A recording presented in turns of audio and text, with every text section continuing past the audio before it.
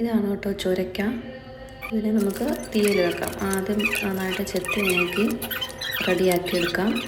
അതിനൊരു വെള്ളത്തിലിട്ട് കഴുകി എടുത്തിട്ട് ചെറുതാക്കി നുറുക്കിയെടുക്കാം. പിന്നെ സവാളയും തക്കാളിയും ഈ ചുരക്കായും വേണം. എന്നിട്ട് നമുക്ക് തേങ്ങ സെറ്റ് ചെയ്തെടുക്കാം.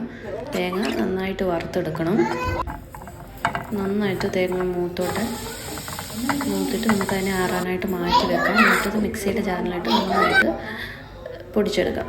പിന്നെ ഒരു പാനിലേക്ക് വെളിച്ചെണ്ണ ഒഴിച്ച് കൊടുത്തിട്ട് ചൂടാകുമ്പോൾ കടുകിട്ട് പൊട്ടിക്കണം.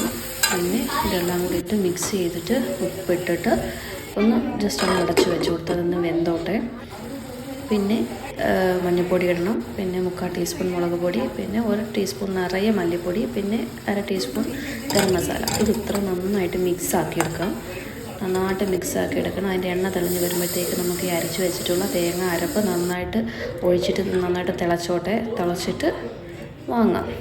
അപ്പോൾ തന്നെ നമ്മുടെ കുറച്ച് കുറുകിയിരിക്കുന്നതായിരിക്കും ടേസ്റ്റ്. നമ്മുടെ തീയൽ റെഡി ആയിട്ടുണ്ട്. ചോറിന് കൂട്ടാൻ ബെസ്റ്റാണ്.